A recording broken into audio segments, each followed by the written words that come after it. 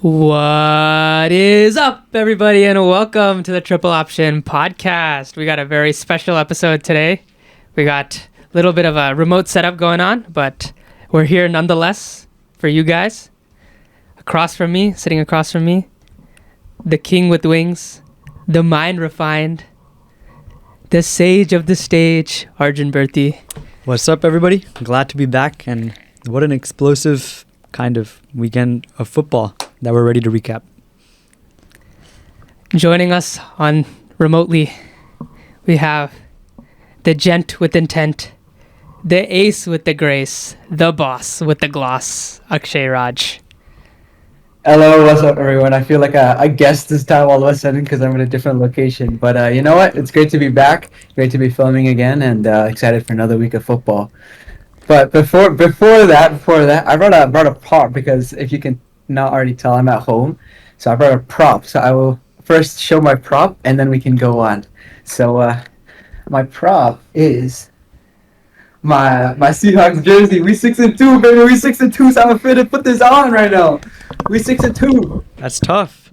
Yes, sir. That is Oh, tough. it feels so good to be a Seahawks fan this year, man. We vibing. Let's go. I'm ready for today. I'm glad you're excited, Akshay. We got an awesome slate of week 9, I believe. So week 9. After a dud of a week 8, we were blessed with some awesome games this week. So we can just jump right in. All right. Let's get it kicked off with my Minnesota Vikings taking down the Detroit Lions. What a game, bro. I was genuinely so happy. I was cheesing so hard after this game. I felt like all my problems went away after watching that game.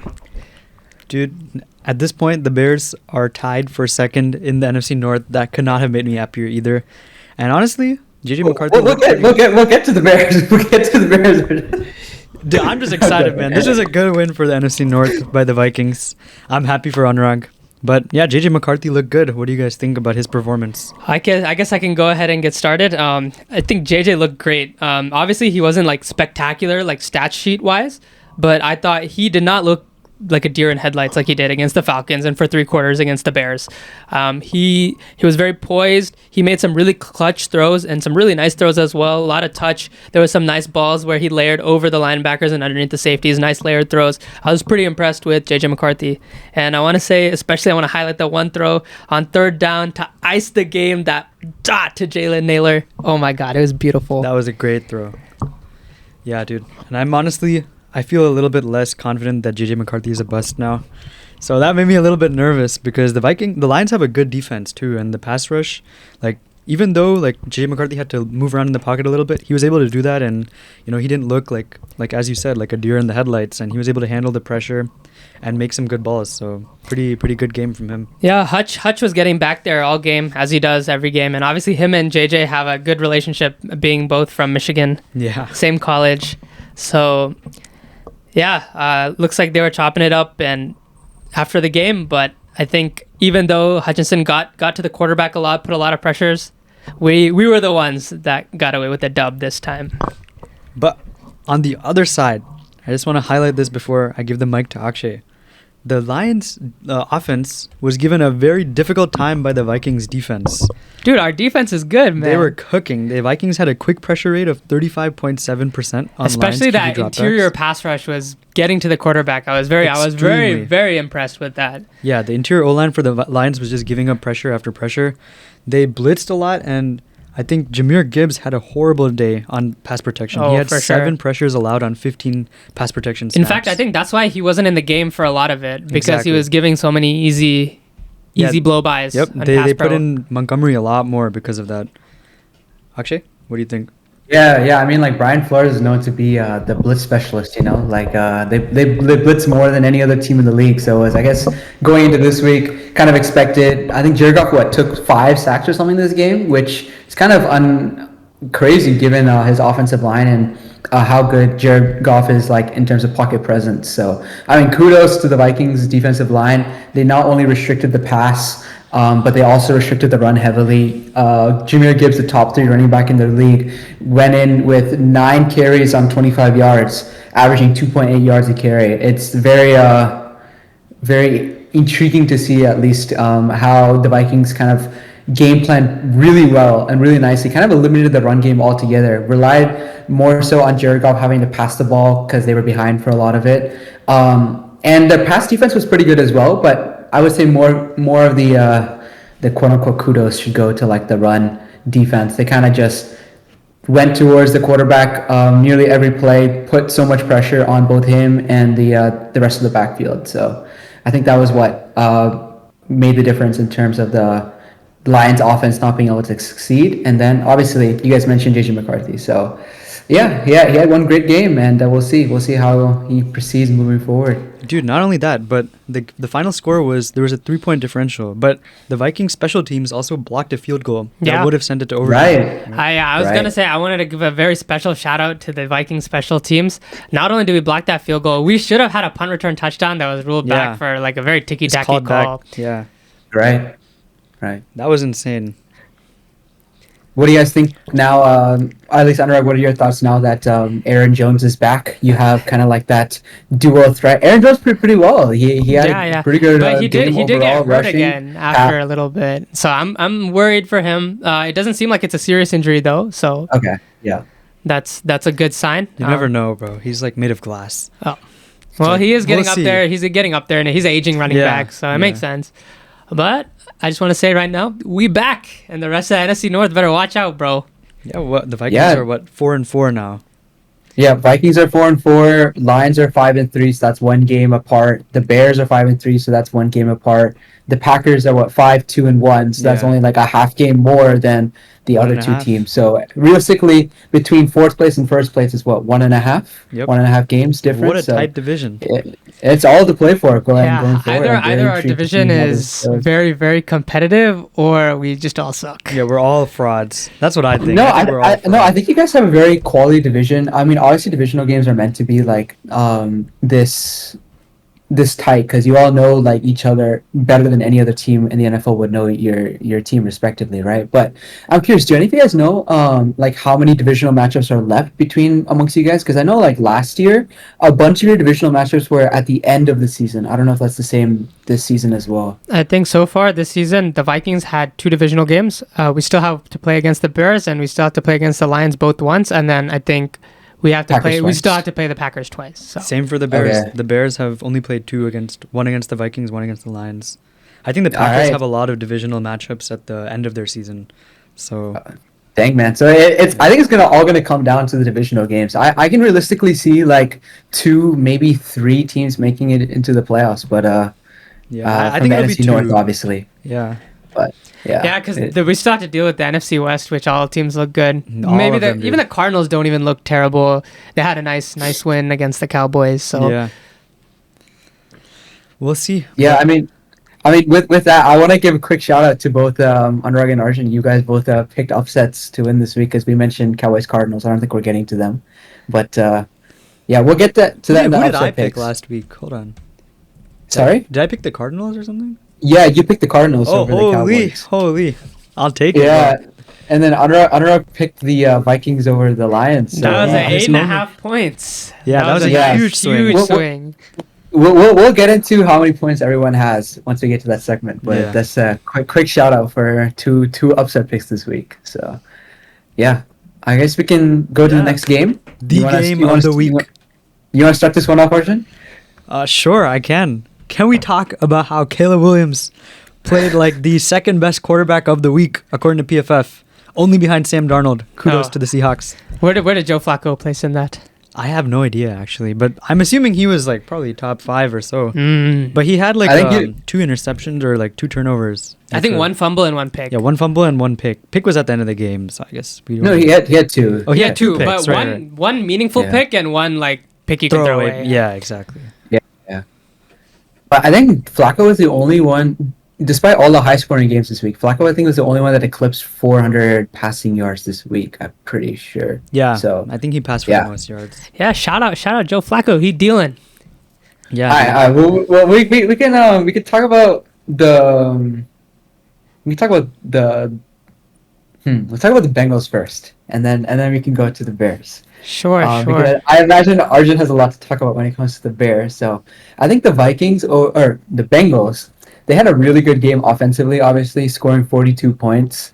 Joe Flacco continues to be that guy that you can rely on, especially later in the game when you need like a go-ahead touchdown. Obviously, they couldn't get it done with like 18 seconds left in the game at the very end, but before that, They had 18 seconds, no timeouts. Like that's like unreasonable ask, bro. Yeah. Yeah, so I mean, before that, he was balling out. Obviously, 2 interceptions, one meaningful, one not as meaningful at the end of the game. Rushing, they couldn't really rush most of the game because they were behind most of the time. So I completely understand that. Joe Flacco had like 47 passing attempts, crazy. But I mean, given how high scoring the game, very very impressed with the Bengals receiving game as well. Shout out to, I guess, mainly T Higgins this game. He had a blow up game.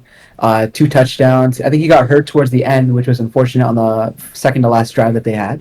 But still had a very productive game. You had Jamar Chase with 6 receptions, over 100 yards as well. And then you also had someone that's starting to break out again in Chase Brown, who had, I think, 14 targets or something in the backfield. It's kind of, to be fair, crazy. It's the Bears rushing defense, so I don't think like It is. Yeah, so I don't know if he's like. The thing is, he's being utilized a lot because I think Pirine has an injury, so it's all Chase Brown in that backfield. I think he's been good these last 3 weeks since Flacco has taken over. Yeah, I think now that the pass game has opened up a little bit. Yeah, Flacco, he gets the ball out quick, so you know he's been a little bit better protected, so that allows openings for Chase Brown. I want to give a quick shout out to the Bengals special teams. I'm a big when they started off the game with a kick return touchdown. I thought this was going to be a very long Sunday game, bro.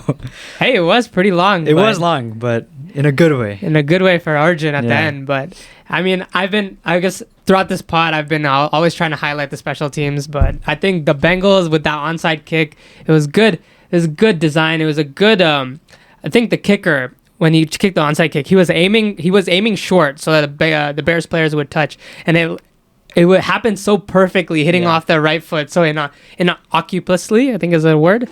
Innocuously on the Bears players' part.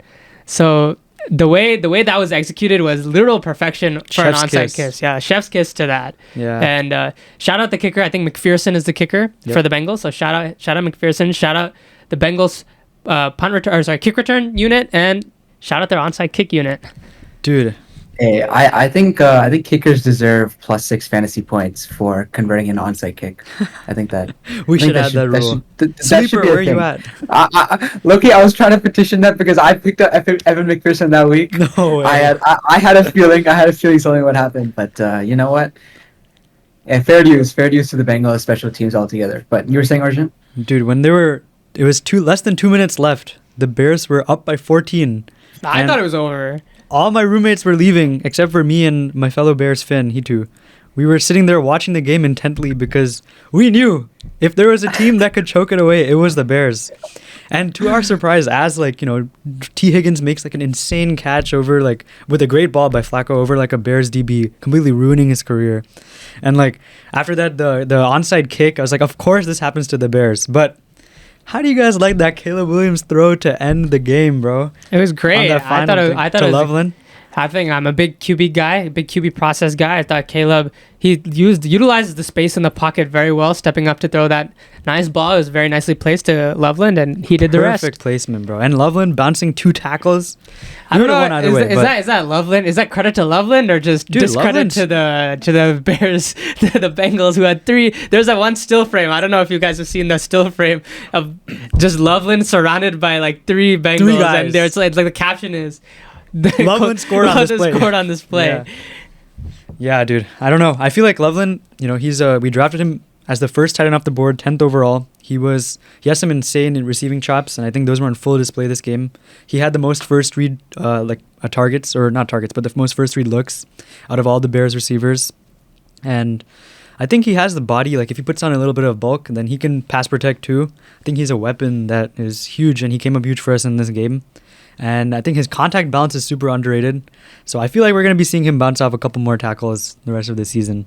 But we'll see. Hey, if it's against the Bengals, you can guarantee that's a missed tackle every time, man. Because I saw some stat. Apparently, it shouldn't be surprising to you guys at this point, but I think the Bengals have the most missed tackles in the NFL this far. Oof. This far, and it's not even my. close. It's like they have like over like 100 or something, and the rest nobody else is like above 70 or something like that. Oh my. So, I think if you're the Bengals and your defense is like as bad, like 32nd in the league, you have to like play like mistake free on offense. You cannot afford like an interception and a fumble and all the stuff that happened. You can't afford miscues on the offensive end when your defense is that paper thin. So obviously it's not the offense's fault, but there's more that could have been done by the offense. They could have taken the care of the ball a bit better, and maybe the result would have been different had they done that.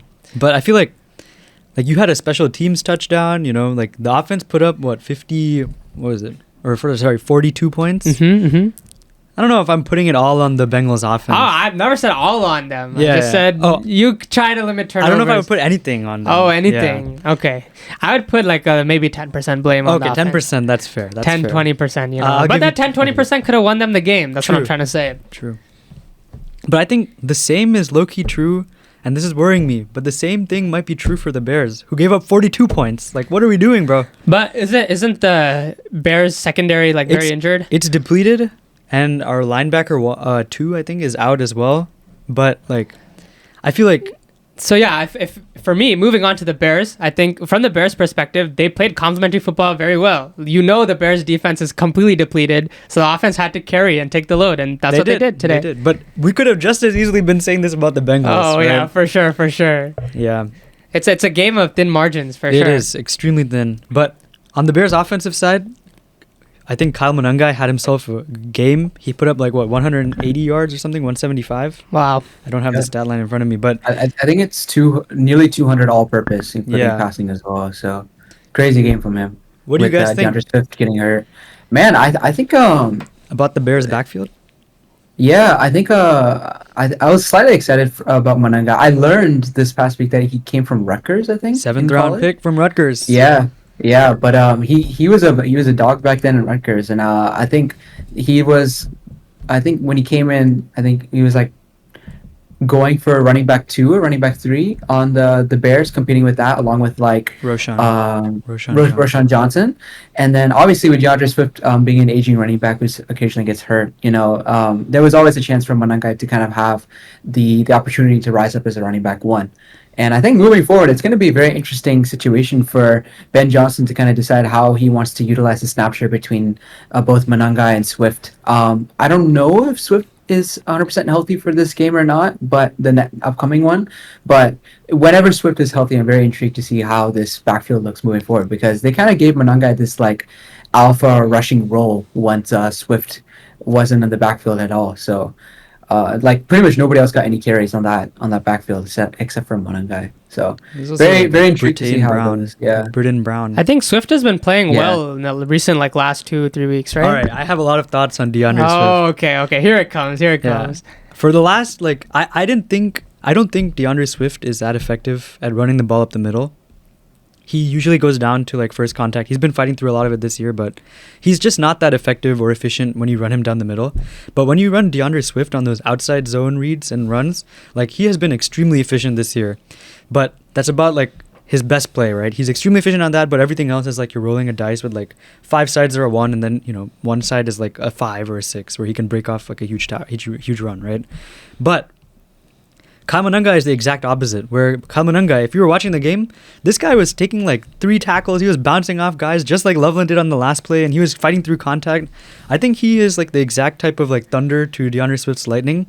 It's a very poor man's version of what Ben Johnson had in Detroit. And I think maybe that's the similarities there. Yeah, and I think he can cook with this, and the line is decent. The offensive line has been pretty good this year. I would say top 10, maybe even top 5 in the run blocking department.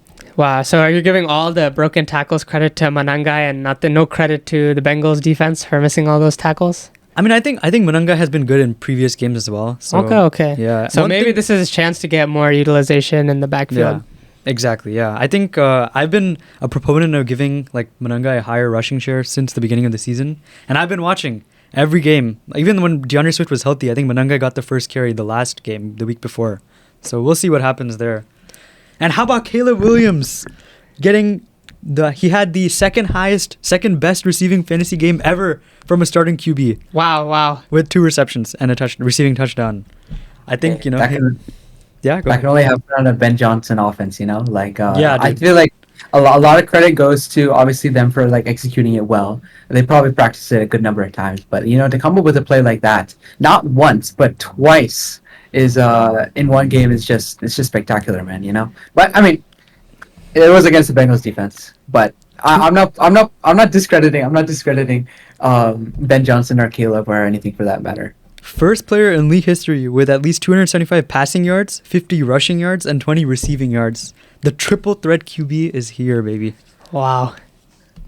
But yeah, I think Caleb had a good game. Let's see where he goes from here. Yeah, he had more receiving yards than Rome Odunze. So, yeah. Rome's dad was not happy with that. Dude, if you would have told me that the Bears scored 47 points and Rome Odunze comes down with 0 fantasy points, I don't know what I would have said. I would have been like, is it a dream? Like, nightmare? What's going on here? Like, how is this possible?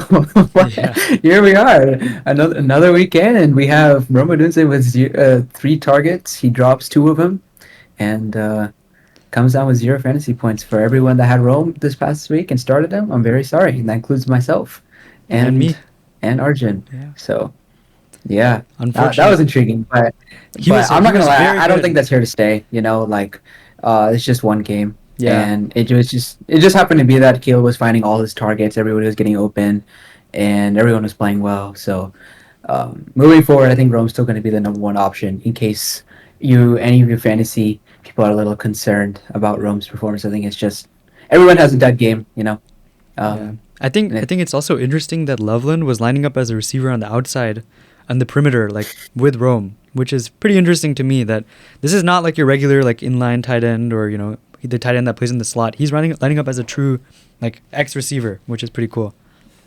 Wow, what a versatile player! Just what Ben Johnson wants. Just what he needs. Yeah. Hey, all they need is some pass blocking and run blocking, and he'll be exactly the recipe for success. Yeah. Rome, on the other hand, had a great run blocking game too, so that was probably where part of his fantasy points went. Yeah. Oh, I wish there was some metric to account for that, but it is what it is. Akshay, you want to say some more stuff about this game? I was just gonna say I'm a little concerned about the Bengals now. They've kind of, the offense has been cooking, but their defense has just been letting them down. They traded one of their star defensive players as well, and I genuinely don't think they have a shot at this point for the playoffs. They're 3-6 They traded now. star defensive player. Didn't they only trade Logan Wilson?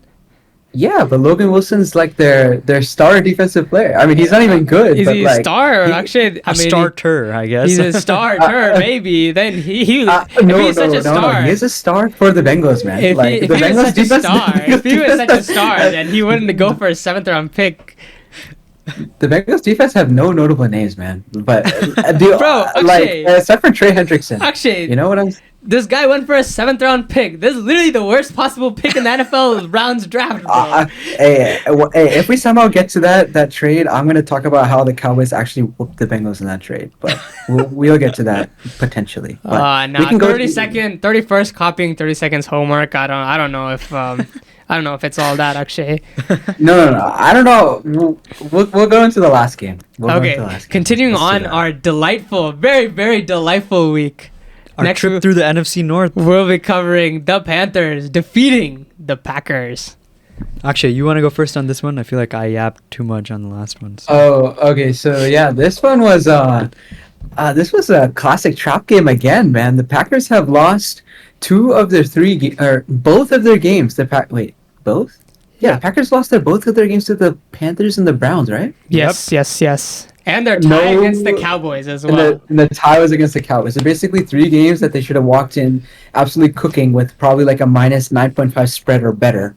They've tied 1 and they've lost 2, which is wonderful to see. Brilliant. It's brilliant.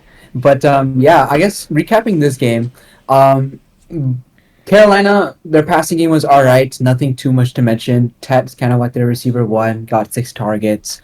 Nothing too much from the passing department that was really worth let's say, giving recognition to. I honestly, Bryce did well avoiding sacks. I guess that's majority of the thing. He had quite a bit of incompletions, and he had a pick, obviously.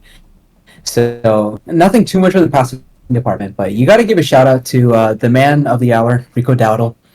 I think he's the reason why the Panthers offense is even worth a mention, to be honest with you. It's like Arjun was 25 right carries about him. Yeah, 25 carries, 130 yards, 2 touchdowns. He's just exactly what the Panthers need, you know? This is the week where they were debating whether Chuba was worth to be that kind of guy as a running back too, but then Dave Canales said, no, Rico Dowdle is going to be our main running back one. He's going to get the majority of the snaps, and I think he's well deserved it. You know, this is his 3rd game over 100 yards rushing, and he's deservedly proven that that he is the man for the role. Yeah, I think just defensively, the Panthers were on it today. Jordan Love, I guess if you look at the box score, he did not play too bad. He was 26 for 37, 273 yards and an interception, but no passing touchdowns for him. I didn't like I thought he was slow to some reads, and I guess he was just flustered. I guess that pass rush was doing pretty well against that Packers O-line as well. So he was getting flustered in the pocket, like he wasn't having as much time to throw as maybe he usually does, and that's what got him at the end of the day in this game. And another dud performance from Jordan Love. We love to see it.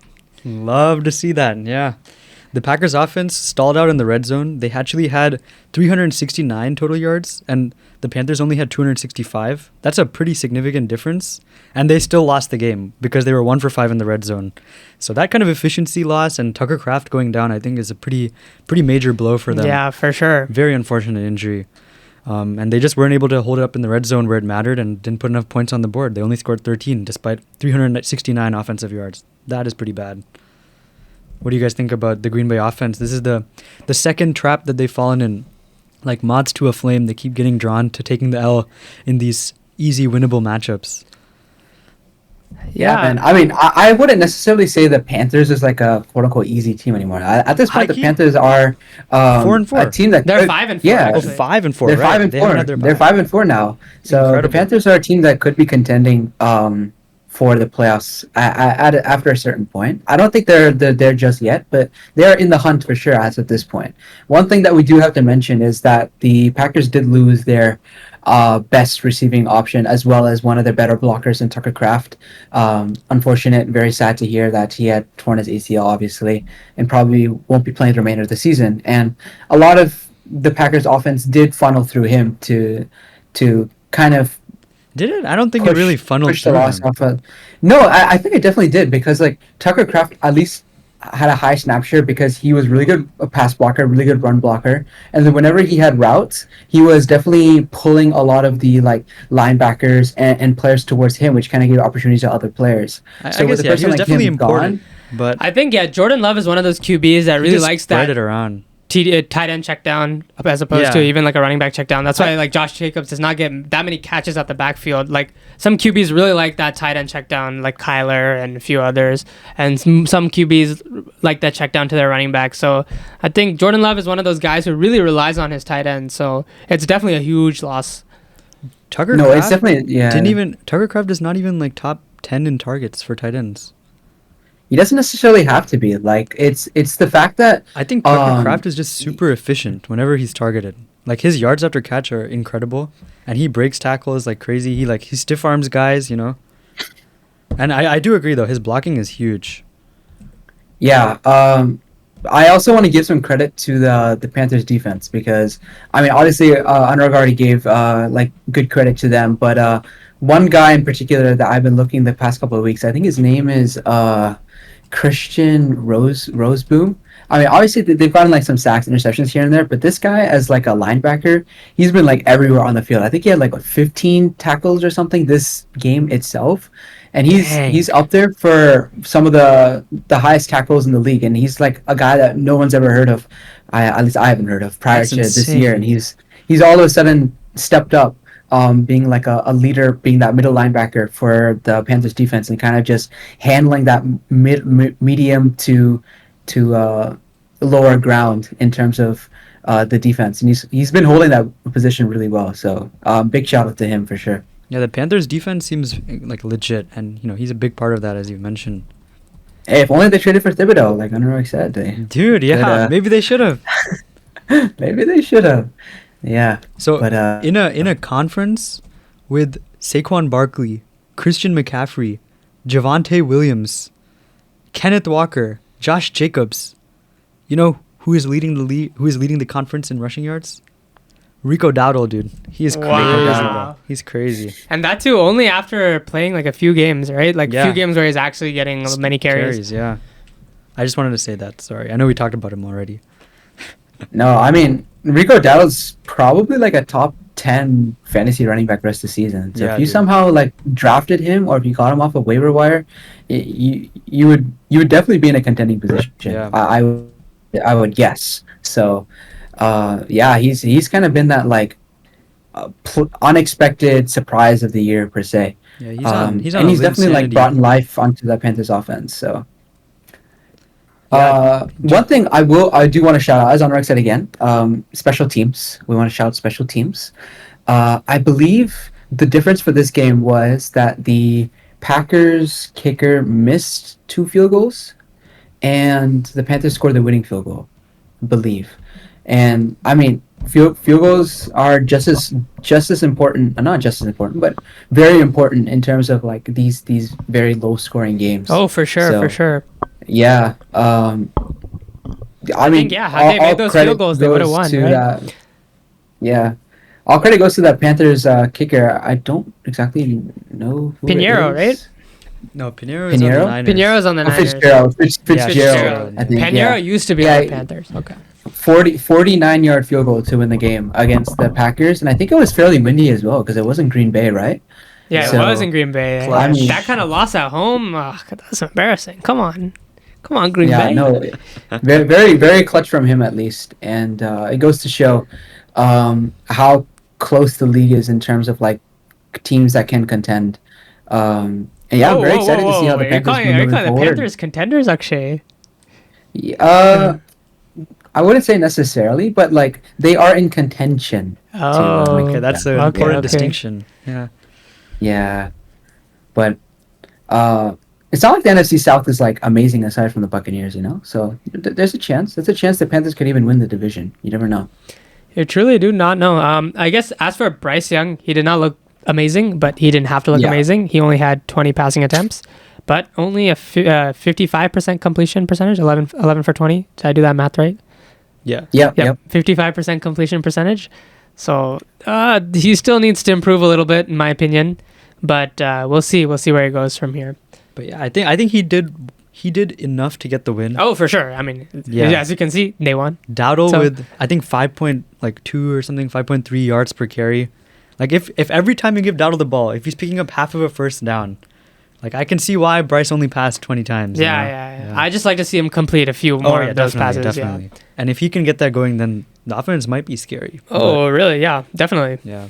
But actually, never mind. Now that I'm looking at these Panthers rest of season games, I don't think they will make the playoffs, which is a bummer. But they have 8 games left. I obviously they played the Saints twice, but I can tell you that they played the Bucks twice. They played the Rams, the 49ers, and the Seahawks.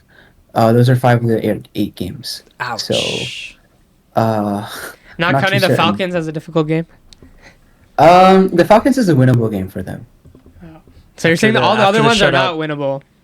They're not capable with any of the NFC West teams. Okay. And really? Would you have said they were capable of beating the Packers? I was about to say that. I think the NFC West teams are stronger than the Packers. Oh, okay. Really? All of them? Yeah, all those 3. Really? The Niners too? Yeah. No way, dude. No way. Yeah. No way. Actually, are you a Mac Jones believer? More than Jordan Love, maybe.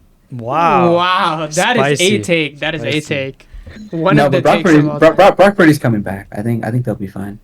Mac Jones is playing again in week 10. Eventually. Whenever the 49ers play the Panthers, the 49ers will be with Brock Purdy. So. Are we sure that Purdy's even alive? Like, I haven't heard from that guy in like weeks. Dude, are we sure Purdy is even better than Mac Jones? Are we sure about that, bro? I'm not that sure, but you know what? The 49ers have shown more than the Packers have, so at least for that sake, I think the 49ers will play very well against the Panthers. I can't say I agree, but I think only time will tell. All right. Well, I'm glad you didn't mention the Seahawks name, so that's great. The Seahawks are elite. Seahawks are elite. Yeah. All right. So with that, we can go into our special segment, but really quickly before that, I quickly mention just some other games that were very close. There was a Falcons-Patriots game, which I picked as my upset pick, and the Falcons lost by 1 because their kicker mixed extra points to tie the game. That kicker got cut, by the way. Yes, that very much upset me. Unfortunate for him. Parker Romo sold my upset pick. That was very disappointing. But Patriots come up with a dub, and now they're 7-2, so that's nice for them. The Broncos played the Texans. That was also very close. The Broncos won that in a very close game. The Broncos are now 8-2 as we're recording this, so good for them. We had the crazy overtime game between the Raiders and the Jags. I think the Jags came out on top, even though Brock Bowers had a insane comeback game with 3 touchdowns. And nearly brought the Raiders back into that. Hey, who drove those touchdowns? Say his name. Gino was balling. He had a great game. And then Gino played a game last night, Anuraag, and I don't know what happened there. Oh. He got injured. Well, I have some thoughts on that game, but that is not for next week. That is for next week. That is for next week. Okay. And then finally, we have the game that we discussed at the end of last week's pod, and you guys should have trusted me because I know what I'm talking about. No. Yep. Well, that was a very interesting game, too. I don't know how the Bills defense decided to turn it up for one game. Was that Mahomes' worst game as a pro? I think so. It might have been. It was his lowest completion percentage, I think, of his career. Holy. Hey, what can I say, bro? It's the Bills. In the regular season. The Bills are locked in this year. Regular season Bills, bro. Yeah. Shout out the regular season Buffalo Bills. Guys. They got Mahomes number in the regular season.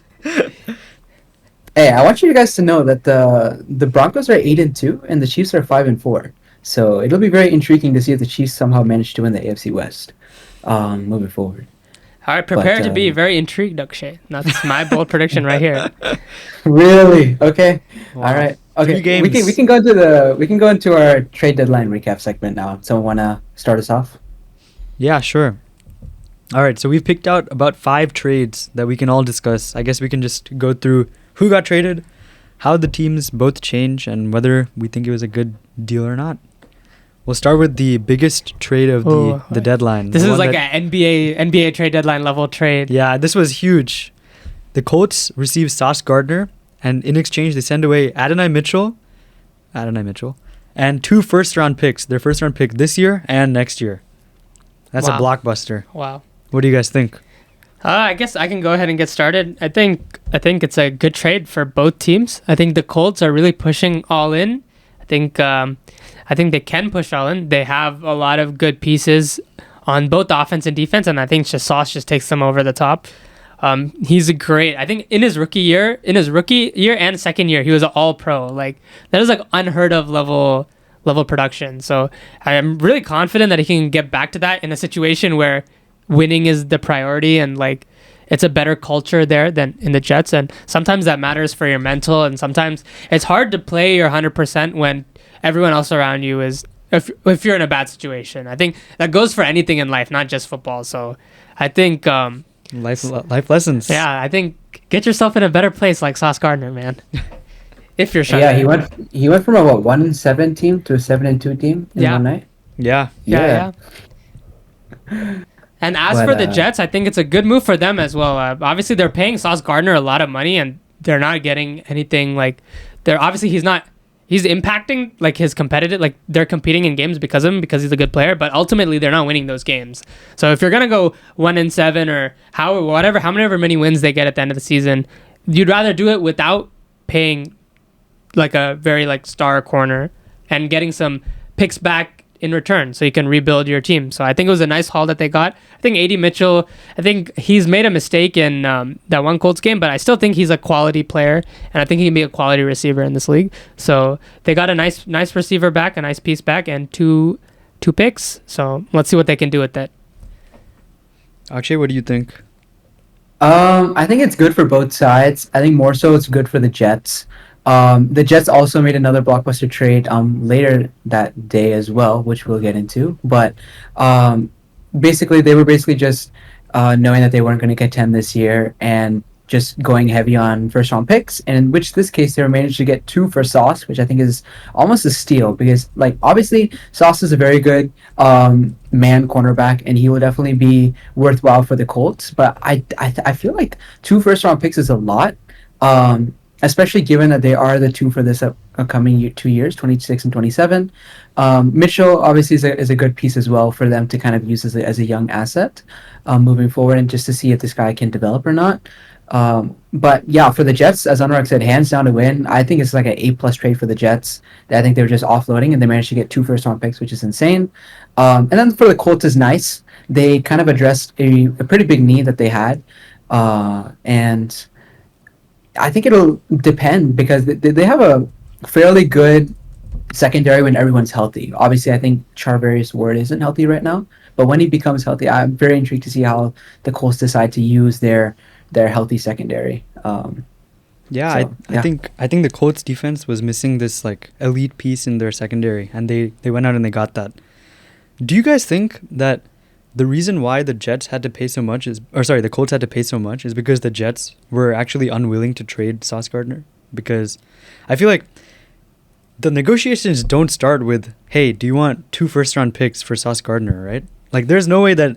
Do you think that's what he offered right immediately as soon as he called him? Like, that feels like so much for me, even though it's for like a stud player. Like, to even think about calling him up and saying, yo, this is what I'm willing to give you. Also, yeah, he was not in any trade rumors whatsoever. Exactly. We were hearing everything about Breece Hall. We were hearing even stuff about Quinnen Williams. Yeah, Quinnen Williams, Garrett Wilson. We've been hearing so many stuff about them. We did not hear a single thing about Sauce Gardner. Yeah. And all of a sudden, yeah, I mean, you might be right. It might be the Colts really wanted Sauce, and they were willing to pay the price. Yeah. And about the Colts, I think this tells us, like, they view Daniel Jones as the quarterback of the future for them. And I think they'll probably sign him to an extension after this season. I don't think that's a hot take anymore. I think they believe in what they're seeing, and they think that, hey, we can afford to spend these first-round picks because we've got this like franchise-level quarterback that we can rely on for this Super Bowl window that we're in right now. You know? Shout out Danny Dimes, bro. Yeah. No, I think it was a good move for both teams. I think Colts are probably like a B+, A- for this trade, and Jets are like slam A+. 2 first rounds is very valuable for them for the upcoming 2 years. Yeah, I'll agree with that. Hopefully they don't burn them like they might have done in the last few drafts, but we shall see. All right, speaking of Jets players, let's move on to the next trade. We got the Cowboys receiving Quinnen Williams in exchange for Mozzie Smith, a 2026 second-round pick, and a 2027 first-round pick. You guys' thoughts? Yeah, I think Mozzie Smith is a horrible player, and he is barely like on a roster. So I think we can avoid discussing him because I think I was like talking to some Cowboys fans, and he is like truly not worth anything, I think. But in fact, I think a lot of Cowboys fans are just happy that he's off the team. Yeah, exactly. Which is pretty huge to get that kind of upgrade, or like another like a very productive player. But for a second-round pick and a first-round pick, it's quite expensive, especially for the Cowboys, who are not like a guaranteed even playoff team. Like, especially like that 2027 pick is very like, because you don't know what's gonna happen in a year. You don't know if Pickens is gonna want an extension. Like, you don't know how much of the team is gonna stay together, how much the team is gonna leave. So it's a very risky proposition. And to be honest, I don't know how much Quinnen Williams moves the needle in terms of winning and bolstering that 31st ranked defense. Obviously, he's a great player, and that run defense will improve with him. But it's not like that Cowboys secondary is anything special either. Mm-hmm. You saw Deron Bland get put on his ass by Marvin Harrison Jr. on that one play, and he got torched the entire game. Yeah, dude. So there's a lot of problems on that Dallas defense, and I think that just trading for a stud at D tackle is not enough to move the needle enough for the Cowboys to actually start winning the games and making this pick like a late first and late second like they want in order for this trade to work out for them. Yeah, dude. Akshay, do you have any thoughts? My thoughts were, I think the guy just names Jerry Jones. I think he was pressured to make some deals. to take place after trading Micah. probably a top three defensive player in the league in Micah Parsons. And Kenny Clark, to be fair, has been doing decently well, but he's, I guess, was kind of pressured to kind of suffice the current window that they're in. Dak Prescott is 32, so he is getting up there. CeeDee Lamb is also in his prime. George Pickens is in his prime. Javonte Williams is 25, and he's probably in his prime around right now as well. So the offense is pretty much in their prime right now, and I guess the idea was to kind of have some sort of support with their defense, and if that means giving up a 27 first round pick and a 26 second round pick, then so be it. I think that was the kind of the thought process for Jerry Jones. In terms of them being a contending team because of it, I still don't really understand. Like, I still don't really believe it. Especially just because their defense was, obviously, as Anuraag said, 31st ranked in the NFL, and adding someone like Quinnen Williams is not going to make you all of a sudden like 20th ranked, even at best. Maybe they jump up like 3 or 4 spots, like maximum. So with that, I feel like it was a bit expensive. The Jets obviously smashed this trade again. I would give them an A probably, and then Cowboys is probably like B minus C plus for this, to be honest. I think But that 2027. I understand the window. I understand the window, like the reasoning for the trade at least. I think that 2027 first round pick from Dallas is a really valuable pick because I don't know how good they're going to be next year. And I think just from a process perspective, like, you are not guaranteed to be good this year. Like, for example, look at the Colts. So they're trading away a first round pick this year. They're already 7-2. That pick is going to be 29, 30, like 28, 27, like late 20s pick. But this Dallas pick could be anything. Like, Could be like 14. it could be 14. It could be something even Higher. higher. Yeah. Who knows? So I'm not a fan if I'm Dallas. But for the Jets, I'm a huge fan, and I'm really liking what they're doing, sending their players that they're only sending players which they think they can get a good value for. So obviously they sat on Brees and they sat on Garrett Wilson. They probably did not get good offers for them. So the fact that they're getting the offers that they like and they're making the move is a good for the Jets, and they're moving in the right direction in my opinion. So for me, A+ for the Jets, and for Dallas, I'm feeling like a C, maybe C+. Yeah, I'll agree completely. I think it's an A+ for the Jets, and I'm really excited to see what they do this draft, the next draft. You know, when they take the shot on QB, they have 3 first-round picks in 2027 now, which is like, I'm very excited to see what the Jets can do with this. And honestly, I think they can draft decently, and they have pieces. They have Brees, they have Wilson. I think Wilson is going to be a great help for any QB that they draft. Yeah, I like not trading those 2 pieces, especially because if they get a young QB next year, he's going to really rely on like a really good receiver and a really good running back. So I like the process for the Jets. Yeah. Yeah, I and just wanted to add that. I think the Chiefs actually asked about Brees, and they were only willing to give a 4th. And if they let Brees walk, then I think they get a 4th-round compensatory pick if he gets like a decently good salary, right, for what people are expecting. So I kind of agree with the process of just holding him, even though I think there's a chance that Brees might get injured and, you know, like fake being hurt so that he can stay healthy for a contract year, because he was not happy to stay. I don't know if you guys saw what he was tweeting and stuff, but he was like ready to leave. I mean, if I were him, I'd be ready to leave too. I mean, like I'm potentially a top 15 running back in the league, and I'm on a team that's 1-7 and not contending whatsoever. And if I had the chance to go to the Chiefs, and the only difference was a 3rd-round pick versus a 4th-round pick, I would be very upset as well. Yeah. But I mean, I understand the Jets' motives. They're just trying to get value where they can, and they value Brees higher than a 4th. So rightfully, they should. They should. Yeah. What do you guys think this means for Aaron Glenn?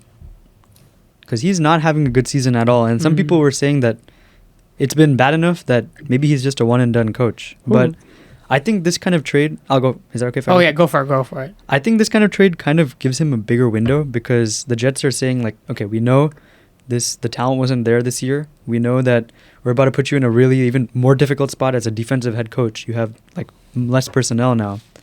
I guess we'll give you another year with more picks and more investment to see what you can do. Yeah, that was probably the promise given to him. Yeah. So I think Kellen Moore from the Saints, I think they got some similar deals where, like, yeah, you can come in and coach this bad situation, and we'll give you a year to, like, you know, get things rolling and get used to the area before, you know, we start looking at your performance. I think in situations where the coach gets canned after 1 year, I think we saw it with the Cardinals almost 10 years ago now. Like, I think that Josh Rosen year when Josh Rosen was a rookie, I forget the name of the head coach, Wow, and that's what, But 2017? 2017, I think he got fired after one season. That's the one I can remember most recently. I think is the most recent one, the one that comes to my head first. I think in that situation, the Cardinals had a coach in Cliff Kingsbury that they really liked. So I think unless there's a coach that comes up, like a hotshot coach that like the Jets owner really likes, I think that's the only way I can see Aaron Glenn being a one and done. But I don't think there's such coach on the market right now. Mm-hmm. So I don't think that will happen. What do you think about the Jets coaching situation, Akshay? Yeah, I think Aaron Glenn was when they hired him, they probably hired him. He was like the defensive coach for the Lions. I find it oddly interesting that the Jets traded both their best defensive players instead of offensive options when this guy is like known to be like a defensive prowess. But yeah, I think Aaron Glenn's going to be given some opportunities even past this year. He doesn't seem like the guy that's going to be like a one and done. He has a proven track record on a successful team, and they should just be patient with a coach to a reasonable extent, just as much as they're patient with like a quarterback of a similar stature. So, yeah, in that sense, I think Glenn's here to stay for at least the rest of this season and a little bit into the next, just to trust him and see how he does with the picks that he acquired. I think he has 2 first-round picks in addition to the Jets' first-round pick. So 3 first-round picks just to see how he deals with those and then move forward from there. All right, let's move on to Akshay's favorite team, where they traded for speed demon Rashid Shaheed in exchange for a 4th-round pick in 2026 and a 5th-round pick in 2026 as well. Akshay, since this is your team, you want to go ahead and talk first? Yeah, I guess in terms of compensation, I'm not too excited about us giving up a 4th and a 5th for Rashid Shaheed.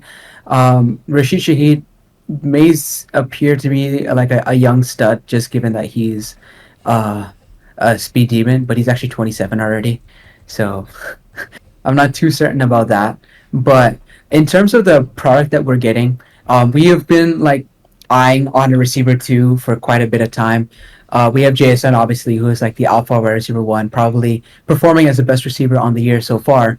And then just getting that secondary threat, who is kind of that deep threat, as well as a very, very good route runner. I've looked at some of his tape since the trade, and he's had some really, really nice route running compared to his previous years. So I'm excited to see that, at least on the Seahawks. And obviously, everyone else just moves down one pecking order in terms of like Torrey Horton, Cooper Kupp, AJ Barner, the whole rest of the cast that we have. So everyone kind of has their roles a little less demanding of them. So I'm very excited to see how it goes moving forward, just because we are a contending team. We do have chances to contend in the playoffs with some of the best teams in the NFC and sights on the Super Bowl, obviously. So I'm very excited about this. I'm happy that we made a move. I think Schefter said like the day before, 2 days before, that the Seahawks were looking to make a pretty big move. So if this is it, hopefully Shaheed's a stud for us. Go ahead. Yeah, so I think Shaheed is a great player. I like his speed, especially the deep threat. Especially Sam Darnold likes to throw the ball deep. So I think it's a nice addition for the Seahawks. Beautiful moonball. Beautiful moonball. Yeah, so I think Sam Darnold likes that deep threat, and I'm pretty sure he's really happy with the Rashid Shaheed. Also, I think this opens up more for JSN as well. Mm-hmm. Just having safety, having to worry about, I have to worry about Shaheed burning my CB on this deep route, and then JSN is over here, and you need to put constant attention on him. So I think this just makes that Seahawks pass game just like that much better. But I think the Saints got good value at 4th and 5th, so I think it's a win-win trade. I'm feeling good about this one for both teams.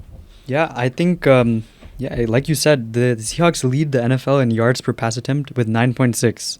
So, yeah, Darnold's deep ball is there. He's on fire. And I think having a guy with like Rashid Shaheed's route tree is like pretty well like defined. Like he has a lot of options that he can do, but he can also take the top off of the defense and, give that like true deep threat. He averaged 17.5 yards per catch last season before he got injured on the Saints when they were going crazy in the beginning of the year. And he's also a good punt returner. He had first-team All-Pro honors in 2023 for that. So I don't know who the Seattle Seahawks punt returner is right now, but... It's Horton, right? Is it Horton? Oh yeah, it is Yeah, Horton. yeah, it's Horton. I am a little bit sad that this guy is going to be getting Horton snaps. That Horton was looking like he was just about to break out and do something. That is true. But hey, they have an embarrassment of riches now. Like in the passing game, they have Cup, who helps with the run blocking, and he's very versatile in that regard. And he's obviously a great route runner, even though he's a little bit older now. And then you have like Horton and now Shaheed, who are your deep threats, and they all complement each other so well. And I'm excited to see what they can do.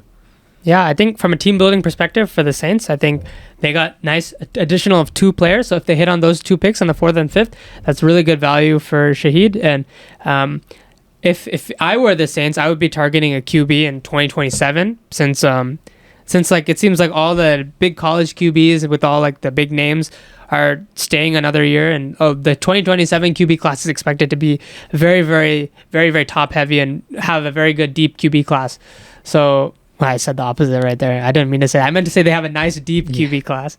So so I think that's the Saints' plan, and I think stockpiling on picks to help that future QB is a good move for them. So yeah, and like Akshay said, Shaheed is not young. He's like 27, right? So yeah. I definitely think the Saints got really good value from it. Like I wish that we would have given up less to get someone like Shaheed, but given that contenders have to pay more than the sellers, like buyers can't be choosers. That's the saying, right? So, I'm not too fussed about the value that we gave, although I would have wished it was a little less. So, all right, I think we can move on to the next receiver that got traded. Jakobi Meyers got traded from the Raiders to the Jags, and the Jags receive in exchange a 2026 4th-round pick and a 2026 6th-round pick. So very, very similar. It's just instead of a 5th, they got a 6th. So what do you guys think about Jakobi Meyers, and how do you think of him compared to Rashid Shaheed? And you think it's a very similar value. So which team do you think got the better deal in this one? That's a tough question. Rashid, do you want to go first, or? Yeah, I can go. I think I'm not being a homer with this, but I think the Seahawks did get the better deal. 5th versus a 6th isn't that deep of a difference, and just given the roles that the two play on the team and the contending chances for both of the teams, I do like the trade for us more. The Jags are kind of like on a they looked amazing for like the first like 4 or 5 weeks, right? And then all of a sudden their offense is kind of shut down ever since. I understand that they traded for Jakobi Meyers because one of their stud receivers, Travis Hunter, is on IR, and then Brian Thomas Jr. is also hurt. So you're relying on guys like Parker Washington to lead your offense. And they also had their tight end Brenton Strange get hurt early in the season as well. He's still on IR, right? Yeah, he is. So the Jags weren't really relying on random names to kind of pitch and support their backfield cast in Trevor Lawrence and Travis Etienne. So I understand the trade for the Jags to trade for Jakobi Meyers. I just didn't really see the like how this makes them so much of a contender all of a sudden, to be honest. So I don't really get why they made this trade. Maybe they think they're contenders. I just don't see it. So I'm not sure. I think they're definitely fighting to make a like a wild card spot. I think making the playoffs would be a huge success for Jacksonville, and given that Travis Hunter is out for the season and BTJ has been struggling with injury and just poor like a step back from compared to last season, I think it was important for them to grab a receiver. So Jakobi Meyers is also 28, so really similar to Shaheed. Yeah, I also think Shaheed's fit with the Seahawks is better than Meyers' fit with the Jaguars. Yeah, I think the Jags kind of went like, what is a receiver that we can just get? Yeah, and soak up some targets and snaps. Like Meyers does not drop many balls, and the Jaguars have been struggling with a lot of drops this season. Like BTJ has, I think he was leading the league for when he was healthy. I think he was leading the league in drops and like missed targets from Trevor Lawrence. So that offense has just not been in sync. And maybe Meyers can be a guy who's like a safe option that Lawrence can target and they can keep the sticks moving, Yeah. Yeah, so it looks like... The Jags have a very interesting rest of season schedule. I was just looking at that really quickly. They do have a chance to contend now that I'm looking at it. They play the Texans, they play the Chargers, they play the Cardinals. Those will be like 3 pretty tough games, but they're all winnable. Then they play the Titans twice, they play the Colts twice. So that'll be a very good chance for them to kind of boost their divisional chances. And then they have the Jets and the Broncos as well. So it's kind of one tough team and one fairly easy team. It's possible So, they could sneak in. Yeah, I think it's just all definitely about possible making they the can playoffs, sneak in. Yeah. All right, We can go ahead. All right, let's move on to the only trade that Akshay called. At least he called the player. If you watched last week's segment on That any of us called. Only Akshay. Only got it. Akshay. Obviously, he did not get the team right. He said Detroit. It ended up being the Eagles. But Akshay, shout out you, bro, for getting this trade right. Sniped it. Yeah, I had a feeling it would go to the Eagles, but just for the sake of me rooting against the Eagles, I wanted him to go to the Lions. I thought the fit was also better for the Lions. But I mean, the Eagles did get a very, very, very, very quality player, All right. Jaelen Phillips. Yeah. So To recap the trade, we got Jaelen Phillips going from the Dolphins to the Eagles in exchange for a 2026 third-round pick. So former first-round pick Jaelen Phillips getting dished for a third. What do you guys think? I think it's a pretty good trade. Like I think the Eagles' edge rotation was kind of weakened so far this season. Josh Sweat had an injury, right? Brandon Graham is gone now. Nolan Smith is on IR. So they have all these pieces that are kind of banged up, and you need some guys in that edge room to consistently get you pressure. I think they were 24th in pressure. So this is a pretty clear move that Howie's making to address the weaknesses on the defense. And the Eagles, they always have a good defense whenever they make a good Super Bowl run, like a good playoff run these past few years. I think they're just making sure that they can get that backbone back as their offense is kind of still figuring things out. I think it's a pretty good deal for them. And obviously the Dolphins, in a rebuild, pretty good for them too. yeah, I think Jaelen Phillips was a high value asset going into the trade deadline. I think a lot of people were looking into him, and the fact that the Eagles were able to come up with him is very, very high kudos to Howie Roseman. More Howie And- magic. And the rest of the Eagles cast. I mean, Howie had an amazing week this past week. How does he keep with- getting away with this? Yeah, with this trade, obviously, I think it's fairly even for both sides. But what he was able to do as well with the two other cornerback pieces that he was able to get this past week in Jared Alexander and Michael Carter, I think both of them just went for 7th-round picks, just one 7th-round or one 6th-round pick, and then Howie Roseman was like, "Nah, give me a 7th back as well." So then. And both of them, I'm not even joking. Okay, so the Eagles received Jair Alexander and a 7th, and then the Ravens got a 6th. And then the Eagles received Michael Carter the 2nd and a 7th, and then the Jets received John Mechie and a 6th. So I can imagine the trade discussion is we come to this decision where both of them are without a 7th, and then Howie Rose was like, no, give me a 7th as well. We gotta speed it up a little bit. And the Ravens and the other teams were like, all right, fine, and then they just throw it in, and Howie Roseman looks like the magician behind it all. So I will say, I don't think those two cornerbacks are that good anymore. Jair Alexander is more a name at this There's point. a reason he went for such a low. Yeah, no. Yeah. I completely understand that. I think the value for them is fair. I just found it quite funny that there was just a 7th-round pick just tacked on top to stack onto that. But I feel like the Eagles, they just needed some depth. They have really good key players on their defense, and Jalen Carter, Zach Bond, Reed Blankenship, Quinnen Mitchell, Jordan Davis. So they have really good quality players. Obviously Jaelen Phillips now. They just needed some good backup for these guys, especially in the secondary, and then a really good defensive linebacker. So I feel like they addressed their needs very well, and they are poised to make a very good push in the playoffs for sure. Yeah. Yeah, I think this is a nice upside trade for the Eagles. Jaelen Phillips is just a first round pick just recently, only 3-4 years ago. So it's not a good return on investment if you want to look at it in that case for the Dolphins. But he has been struggling with injury for one, and I think with the Eagles trading for Jaelen Phillips, it's obviously not same situation, but similar situation to Sauce Gardner, where you're now a defensive player going from a bad team to a contender. And maybe now that you are on a contender, now that you're in a better situation, maybe you can perform better. I think it's a nice upside swing for the Eagles, because I think the talent that Jaelen Phillips has is there. He's a first-round pick for a reason. And if you are able to get a first-round caliber player for a third-round pick, then you hit it out of the park, in my opinion. I'm going an A for the Eagles. And for the Dolphins, maybe B minus, C plus, B minus. I feel like you had to make this trade because you didn't want to pay Jaelen Phillips, but I think just letting go your first rounder for a third round pick is never like, I'm never gonna give you an A plus for that. Akshay, do you want to give your grades? Yeah, I would give the Eagles an A for this as well.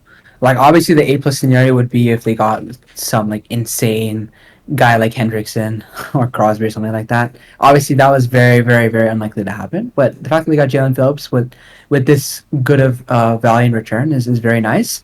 When I predicted the trade with the Lions, I predicted that Jaelen Phillips would go for a 4th and a 7th.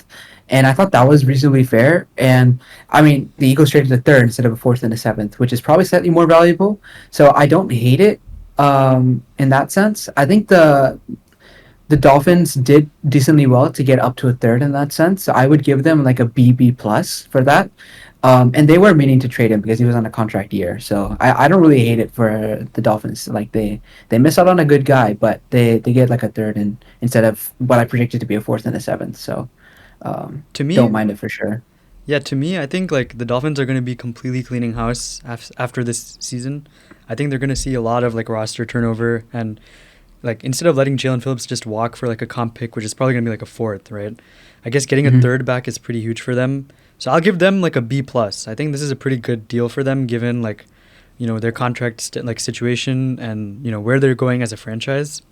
For the Eagles, I'll give it a B plus as well because I think they're not going to be extending Jaelen Phillips. I think he's going to be walking in free agency, and to lose a 3rd round pick for that, I can easily see a world where this doesn't work out as planned and they don't make as big of a run as they want, and it's not actually that worth it. And then they're sitting in next year's draft without a 3rd, and Jaelen Phillips is gone to hopefully the Chicago Bears. So I don't know. I'll give it an A minus for the Eagles. But yeah. All right. Sounds good. Arjun, you mentioned cleaning house for the Dolphins. You think they can get anything for Tua? Is that what you're mentioning when cleaning house? Like, where are you worried with that? I think Tua will be the bridge for their next quarterback. I don't think that Tua will be traded. Most likely. Okay. They were considering to trade some of their other defensive pieces. Like Bradley Chubb was on the block as well, but he didn't get traded. Yeah. Jordan Brooks was on the block as well. He didn't get traded. Jalen Waddle was also on the block. He didn't get traded. Devon Achane had some rumors. He didn't get traded. So, I'm intrigued to see how the Dolphins go from here as well because they're slightly better off than the Jets, but potentially similar situations moving forward. I think they're in a worse situation because they're paying so much money to a QB that it's going to be hard to move off of Tua, and right now it doesn't look like Tua's the answer. Yeah. So if you were to give me a situation, I would pick the Jets over the Dolphins like a lot of the time. Yeah, I mean, the Jets have what, like 5 first-round picks in the next 2 years? Of course. Yeah. I'd pick them over a lot of situations. Yeah. All right. Looking back at last week's segment, obviously Akshay spiked the Jaelen Phillips. Breece Hall, there were like explicit I saw like explicit reports that he was the Chiefs actually asked about him, so that would have been crazy if he went to the Chiefs. And then Olave wasn't traded. I think Anuraag brought up Olave, but Shaheed was traded from the Saints. So pretty cool. Pretty cool to look back. Pretty close. Yeah. All right, time for the weekly upsets. Akshay, who you got this week? Yeah. By the way, we are skipping like our buys and sells this week just because we expected the earlier segments to go pretty long. So we'll just get into our upset picks this week. I unfortunately had a crushing defeat at the end of the last week's game with the Falcons and the Patriots. And I'm apologizing in advance to Falcons fans if you guys lose again this week, but I'm backing you guys again. You are playing against the Indianapolis Colts with a spread of plus 6.5. And my reasoning for this is that the Colts did show signs of weakness last game, especially with their defense letting up a good amount of points to the Steelers. Their offense was humming pretty well aside from the turnovers, so I can't say too much about that.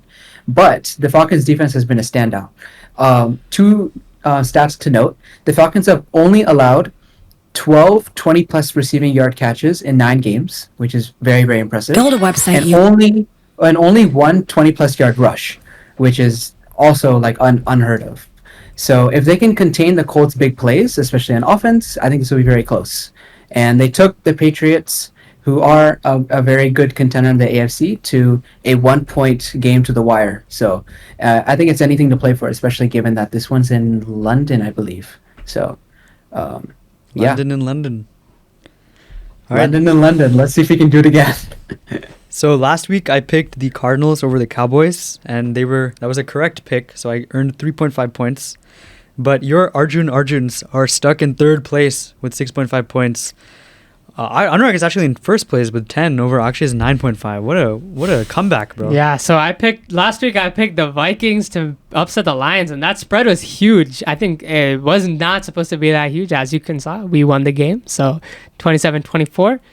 Shout out Minnesota. Shout out JJ McCarthy. And you know what? I'm backing my favorite team again. I'm backing my favorite team to beat the Ravens this week. It's a plus 4.5, I believe. So hopefully I can get some more points on the board and extend my lead.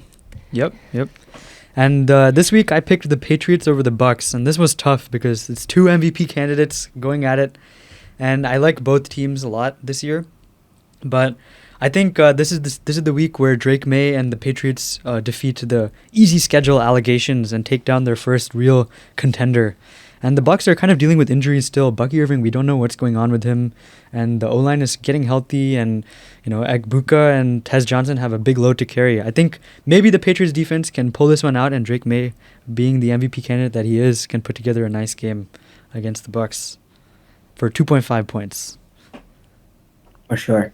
Very excited to see this upcoming week slate. But, yeah. All right. It's a great talking to you guys. I'm Anuraag. I'm signing off. I'm Akshay. I'm signing off. I don't remember who my team's playing, but we're going to get another win. So, excited for that. See y'all next week. Peace. All right. I stopped my recording. I'm stopping as well. I'm a lit kid, man.